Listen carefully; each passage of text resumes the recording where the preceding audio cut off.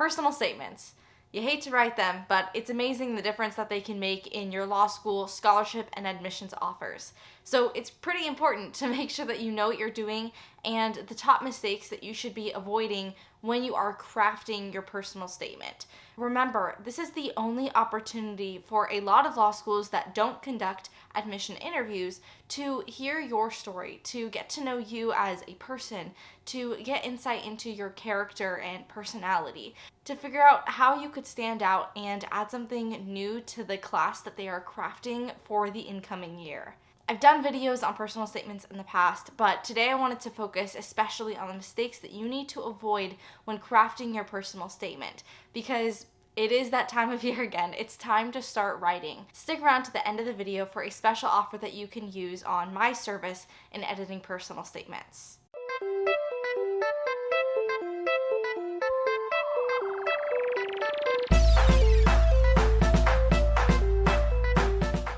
Some of these mistakes are pretty common sense, and that definitely goes for the first one, which is make sure that your grammar and spelling is perfect. This is not the time to be experimental in your poetic expression of yourself. You're writing a formal essay. We want it to be personal. That is part of the title of the statement after all. And you want your tone and writing style to reflect your personality, but at the end of the day, there's really no reason to not be absolutely perfect in your spelling and grammar. That just goes across the board. As soon as you mess up something like that, it's really going to be a big ding on your application, because honestly, it shows that you don't really care. When you're in law school and you're writing on exams, most professors are going to give you a pass for stuff like this.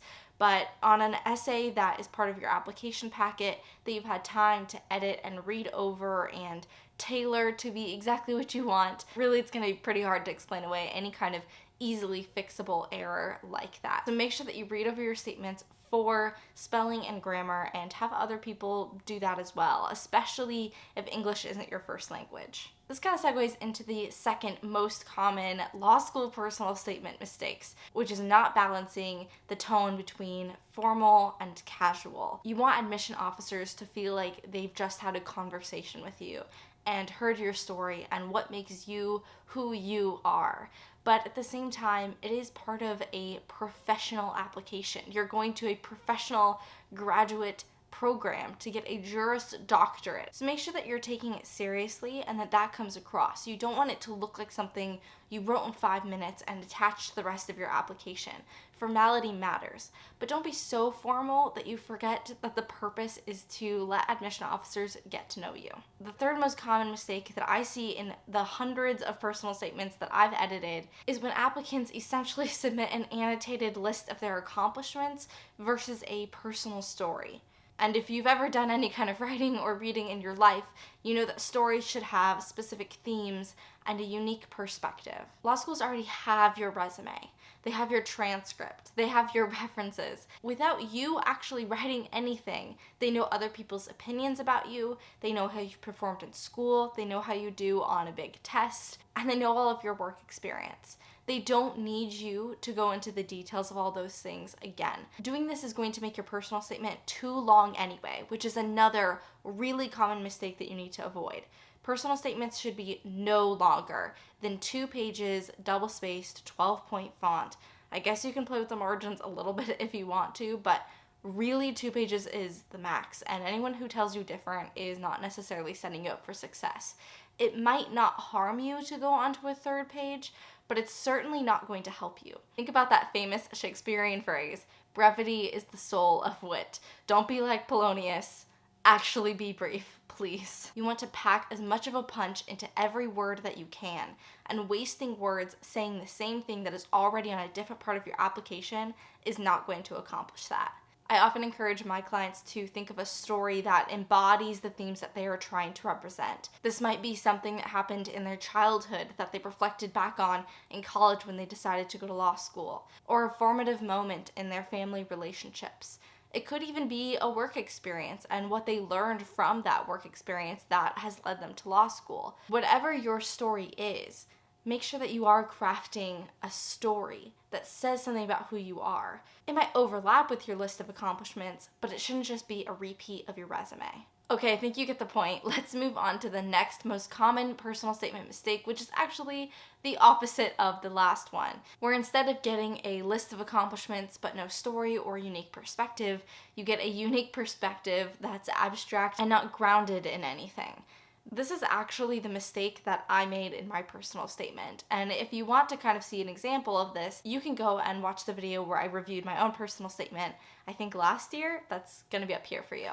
In my own personal statement, I talked about how my faith influenced my worldview and why I wanted to be a lawyer. Everything I wrote, I completely stand by, and I'm glad that I talked about it because it did give me a unique perspective, but I didn't tell any kind of story. I just kind of wrote a personal essay on my thought process. I would encourage you to Google examples of law school personal statements. One common theme you're going to see in all of them is a story. It might only be like 3 sentences, a paragraph at the very beginning, that then is explored throughout the rest of the statement, but there's always something that actually happens, a plot with characters and a problem and a resolution.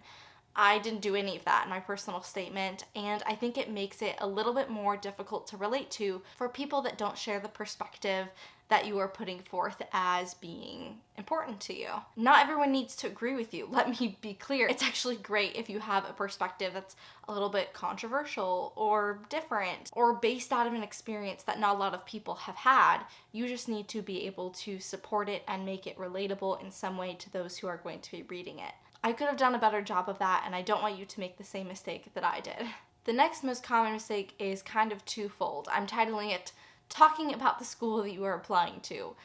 One, you need to talk to the school that you are applying to. So make sure that you don't have the name of any other school in your personal statement. Some schools will ask elsewhere in your application where else you are applying to kind of see, what your target is, maybe what your focuses are and your goals. But the personal statement is not the place for that, and it's going to be really bad if you address it to the wrong school. I don't know that there's anything you could do that would be more damaging than apply to Harvard and say in your personal statement, "Dear Stanford." Not that you should phrase it like a letter. But the other side of this coin is I don't really think you should be talking about the law school itself anyway. That's a controversial opinion. A lot of people disagree with me. So, take what I say with a grain of salt, but I've read a lot of personal statements, like over 100. And a common theme that I see throughout them is that the strongest ones just focus on the author, what has brought them to the point that they are, and why they want to go to law school. Hopefully, the reasons that they want to go to law school overlap with that particular school's mission, opportunities, classes, whatever you want to say there. But I think that the best personal statement is one that can go to all schools completely unaltered because it's so tailored to that person, and you as a person shouldn't change based on which school you're applying to. Again, you might disagree, other people might tell you different, you can do what you want, but in my semi-professional opinion, I wouldn't be talking about the school that you're applying to at all. Just talk about yourself, your story, your character, your personality, your goals, your journey to law school, and what you want to accomplish in your time at law school as well as beyond, regardless of what law school you go to.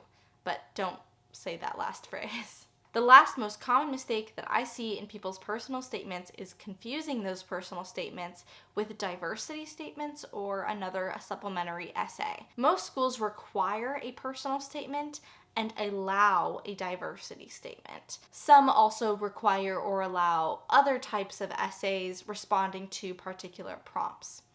Let's talk about that last possibility first. If you're applying to a school that allows you to write other essays, so long as those prompts are applicable to you, I would really encourage you to write those statements. I've seen often an addendum opportunity to explain away any academic expulsions or criminal activity, stuff like that. So that might not apply to everyone, but every now and again there will be a law school that will say, tell us a time about when you exercised leadership skills, or if you couldn't be a lawyer, what other career would you explore and why? I don't know, that kind of stuff. Take those statements seriously. All the other stuff I said applies to those as well, but I would encourage you to write those first if you're going to write them at all. because you don't want what you say there to overlap with your personal statement. If you identify as a diverse person, which is a really broad term, so maybe you think you're diverse because you're not a white male, because you come from a unique family setup, because you grew up in another country, or you had a whole other career before you're applying to law school. Think of a diversity statement as something big that obviously sets you apart. I am a white Christian woman who went to law school straight out of college. Some people might say that one or two of those characteristics could make me diverse, but if I'm being honest, I don't think so. So I did not write a diversity statement. Whatever unique perspective I have because of those aspects of me and my identity went into my personal statement. Diversity statements, in my opinion, should be reserved for the things that they're gonna see elsewhere in your application and be like, that's really different than what we see normally. I want to hear about that. So in your diversity statements, just talk about that. A pretty regular version of a diversity statement that I saw was for students who had grown up and gone to school in another country and were just coming to the United States for law school and eventually maybe to practice law. So those diversity statements should be about that journey from another country to America, why they made the decision, how it makes their perspective unique as they go into the legal field. It shouldn't be about anything else. The focus on a diversity statement is really important. And again, if you're going to write one of those, I would write it first. Because not everyone needs to write a diversity statement, and your personal statement might have so much overlap that it's not really worth splitting it up into two. It might be more powerful just as one short story in your personal statement. I often see people who write their personal statement first. They explore how they have a diverse, unique perspective, and then they write a diversity statement and they just think of another thing to talk about because, hey, two statements must be better than one, when really those stories and perspectives should be flipped. How you label each narrative matters. It shows attention to detail. It gives an organization to your application. It's going to help the people reading your essays know who you are, know who you want to be, know who you've been, and you want to do everything you can to make their life as easy as possible and make their yes to your application as easy as possible. I could never overexpress how important your personal statement, diversity statements, supplementary statements, whatever, are to your application and to your scholarship benefits. Saying something more than, I grew up as an argumentative child and I think law is cool and here I am, really makes a difference. And if you can't think of anything about you that makes you unique, that makes you passionate about the field that you're going into, I would really recommend talking to your friends and family and asking them what they think the answer is.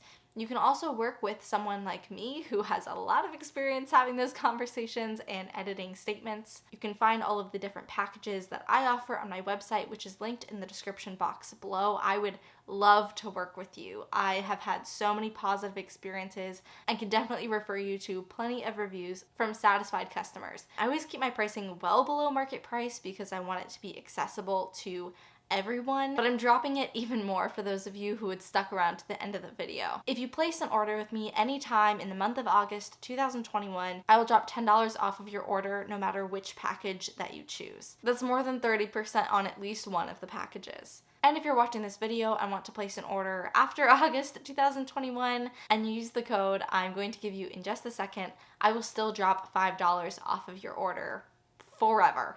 If you want to take advantage of either of those offers, the $10 off in August or the $5 off going forward, all you have to do when you place an order with me is mention in the body of your email, PS. Just, you can throw it at the bottom, you can throw it at the top, I don't care. If I see PS in your email when you place an order with me, I will take the appropriate amount off of your order, no matter which package. The offer can be used once per person, and I really hope that it makes my service more accessible to anyone who wants to use it. My memory card filled up right as I was ending the video, so thank you so much for watching. Subscribe if you haven't already. Like this video if you want more in the future, and until next week, God bless.